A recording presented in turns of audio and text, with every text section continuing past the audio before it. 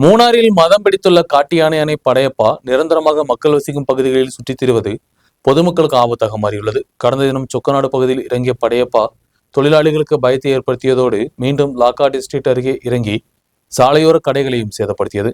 உடனடியாக வனத்துறை அதிகாரிகள் தேவையான நடவடிக்கை எடுக்க வேண்டும் என்ற கோரிக்கையும் வலுவடைந்துள்ளது.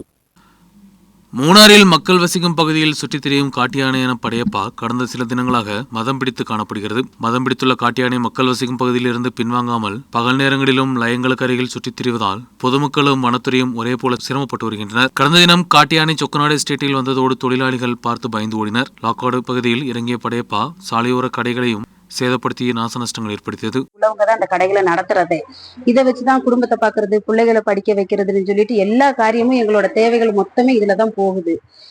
படையப்பா வர கடையை உடைக்குது, ஃபாரஸ்ட்காரங்க வராங்க, பாக்குறாங்க, போட்டோ எடுக்கிறாங்க, வீடியோ எடுக்கிறாங்க, போயிடுறாங்க. எங்களோட செலவு எதுவுமே அவங்க கொடுக்கறதும் கிடையாது, கேட்டுக்கிறதும் கிடையாது.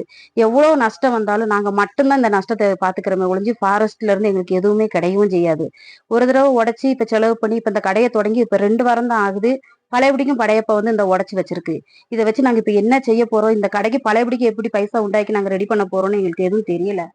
வனத்துறை அதிகாரிகளும் ஆராய்ச்சி குழுவினரும் காட்டு யானையை கண்காணித்து வருகின்றனர். காட்டு யானை நடமாடும் பகுதிகளை குறித்து பொதுமக்களுக்கு தகவல் தெரிவிக்க வனத்துறை முயற்சித்து வருகிறது. சுற்றுலா பயணிகளும் பொதுமக்களும் ஜாக்கிரதையை கடைபிடிக்க வேண்டும் என்று வனத்துறை அறிவித்துள்ளது. கடந்த வருடமும் மதம் பிடித்த கால அளவில் படையப்பா தாக்குதல் நடத்தியிருந்தது. படையப்பா மட்டுமல்லாது மூணார் பகுதியில் சுற்றித் திரியும் வேறு சில காட்டு யானைகளும் மதம் பிடித்து காணப்படுகின்றன. News bureau, Munnar.